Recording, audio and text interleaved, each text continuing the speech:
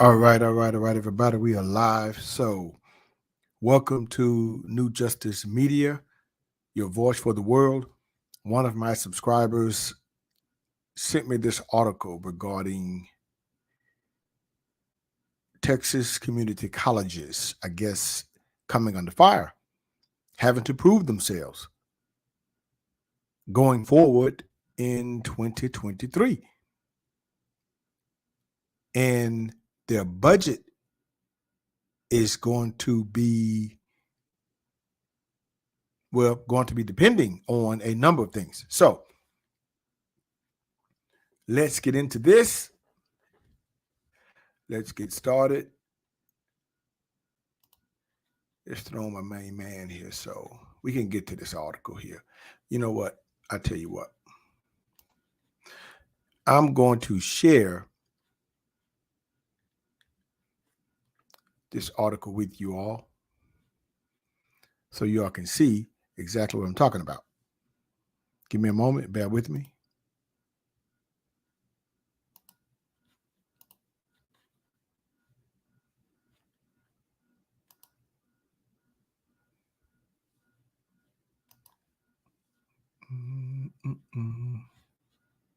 Just bear with me. Let me get this article up and you'll see what I'm talking about. Okay, here we go.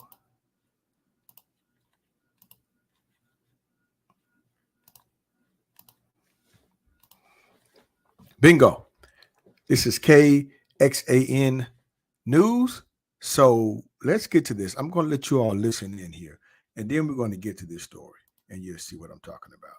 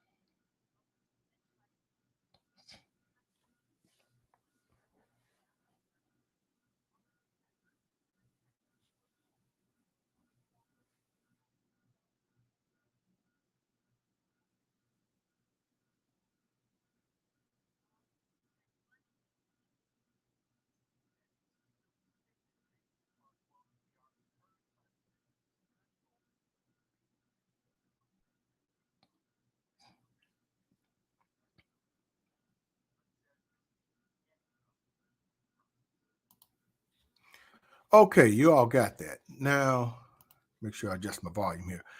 I'm going to talk about this. Let's talk about this here, shall we? Now, I don't know because uh, okay, scrap that. All right, look. Let's take a look at this. Let's pick this apart here. Now, I don't know if it's something going on with the universities versus community colleges, or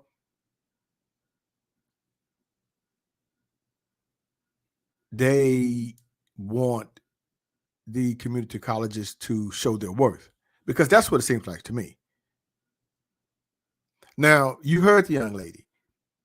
It's cost effective. It's always been cost effective. So I guess what wasn't mentioned was transfer. If you notice that, you heard that. No one mentioned transfer. They said associate degree, level 1, level 2 certificate, but nobody said transfer. So things have changed, have they? So let's look at this article.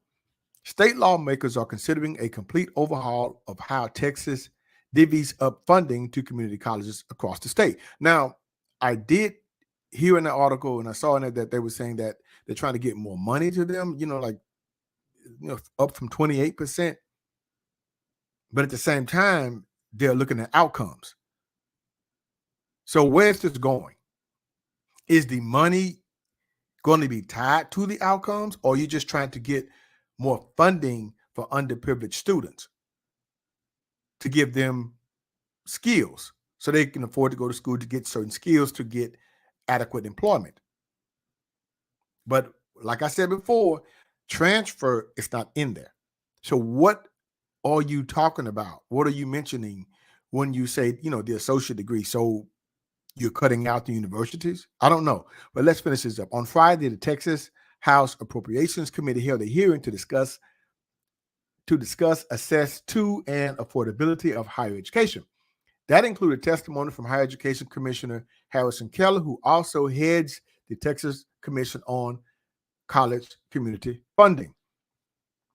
The commission was established in the 87th legislature, tasked with evaluating how the state distributes funds to community colleges. It just published its first draft of recommendations ahead of a meeting Monday. Let me get rid of this. Okay. Currently, there is an allocation method that is essentially based upon what's called contact hours, which, if you don't know what contact hours are, it's self-explanatory. The contact between the professor and the student, how many hours of contact. And most courses, mainly you're talking credit, are 48 contact hours within a given semester. So you're talking 3 credit hours, and they're meeting a specific times of the week, 3 days a week, 2 days a week. At the end of that semester, that should add up to be 48 contact hours. Now, you have certain courses can go up to 96 contact hours, depending on labs and all that type of stuff. So depending on the amount of time, the classroom time, learning time, the interaction between the professor and the student, the contact hours spent together learning, teaching and learning. So now it goes on to say, what is the enrollment look like at a certain point at the start of every semester, and then and that's used as sort of a base for appropriation. So what they, I guess, saying that, with the 12th class day enrollment, they're locked in, certified students, and then the funding gets locked in. So mainly it doesn't matter if the student drops after that. That's the head count is what they're going to go with. So if you start out in the class with 28 students and you certify before that certification date, and if 8 students drop, you probably still going to get counted for 28. That's usually how they used to do it. They may do it different now. So that's how the funding used to be. But now they're saying that they're not really concerned with that. They're concerned with the outcome. Where are they going, I guess, after they graduate? What are the skills that they're learning? Is this certificate or degree going to lead to something? That's what I get out of it, good people. You tell me. That's in addition to the base amount distributed to each school. Now they're proposing a new method based on student outcomes to calculate how much each school gets. Now you see here, student outcomes. The production of high value credentials, for example, it could be a credential, it could be an associate degree, or it could be a workforce education credential, a level 1 or level 2 certificate. Martinez explained, the gentleman was saying. So this is not bad, especially for people who are wanting to come back to school. This would benefit. But where does it leave a lot of the core programs, the core classes here? I don't think they're telling the whole story here, good people. I don't get that here. The new process would also incentivize programs that are needed to fill workforce gaps in the community. There you go. So if you're talking about workforce, you're talking automotive, you're talking forensics, you're talking maybe cybercrime, digital, you're talking things that lead to a career. Hey, you could even throw in law enforcement, because certain law enforcement agencies require a degree or so many hours of college. And I know Dallas requires 45 hours. I think Mesquite Police Department requires 60 hours. Now, there may be exceptions with internal transfer or military active duty, but beyond that, you got to have those hours. So is that what they're looking at? I don't know. Nursing was real big, as you saw there.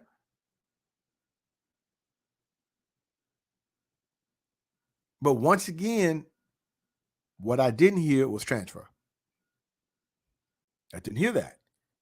Now let's continue. It would be based upon high need occupational pathways, right? So if we're in an era where we actually need more, not just nurses, but perhaps even phlebotomists, the folks that actually draw blood at a lab, for example, then we should incentivize or provide funding for community colleges to be able to produce those types of credentials, Martinez said.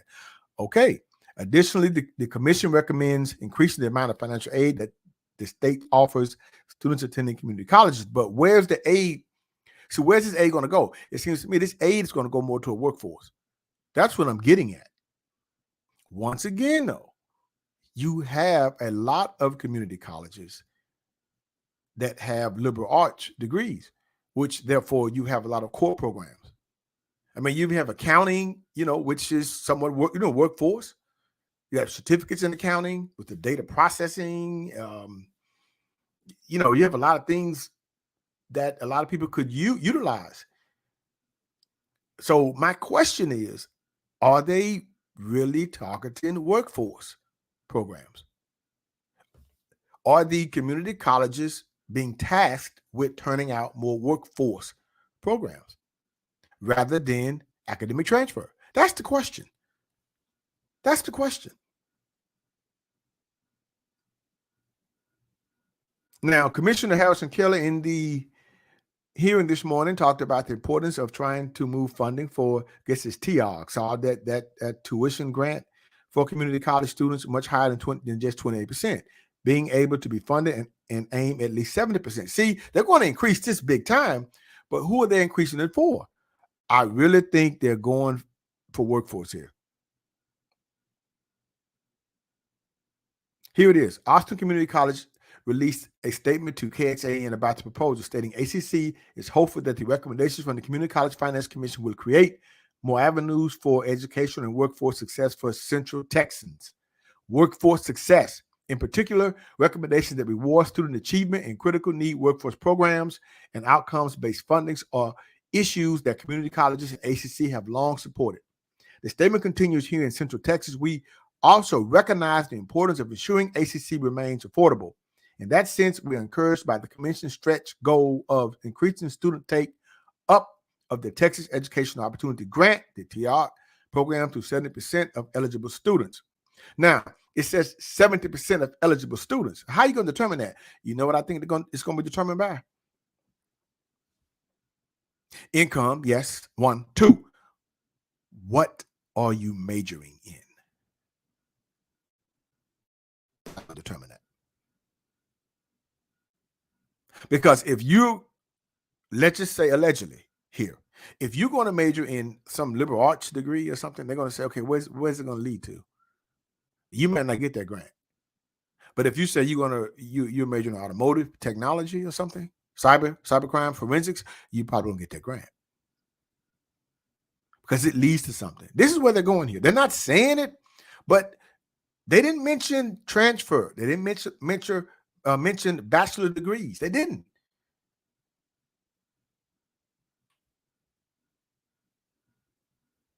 So I don't know.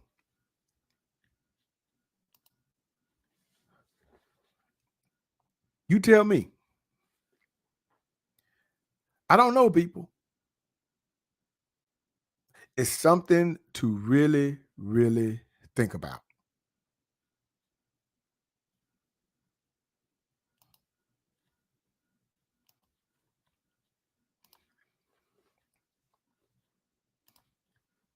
I mean, they're changing this up. And this could spell, or is this the end of liberal arts programs? That's the question. Because you saw on that video, you saw the programs that they were talking about. And these were workforce programs.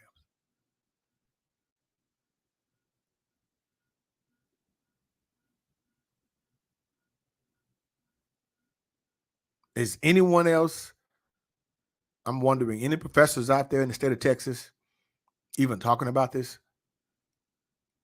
Because see, that was a time where liberal arts and workforce programs worked together.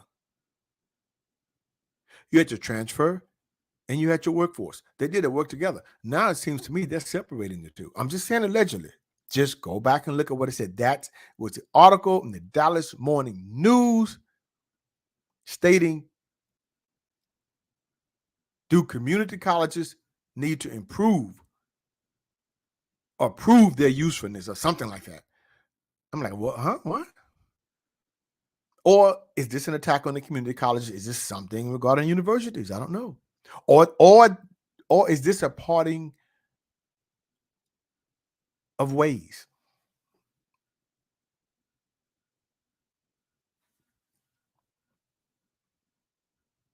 That's the question. That's the question. For those individual workforce, seem like to me you may be okay. Long as you can produce, long as you can produce the students and show that they're or majoring in something that is getting them a skill, like a trade that they can use. But we do have other programs that are liberal arts that I do believe are useful also, but that's not mentioned. And this is something that I do believe that needs to be brought out in a lot of these colleges, community college. I would say administration needs to be talking to a lot of their faculty about this. Maybe they have been, I don't know, but this is a big thing here. So they're down there in Austin, and they're talking about this in their meeting in October to finalize this, how they're going to allocate this money, who's going to get it.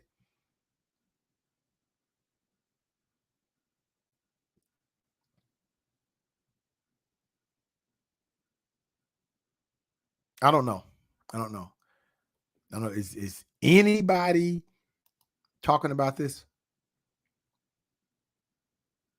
Does anyone even is remotely concerned?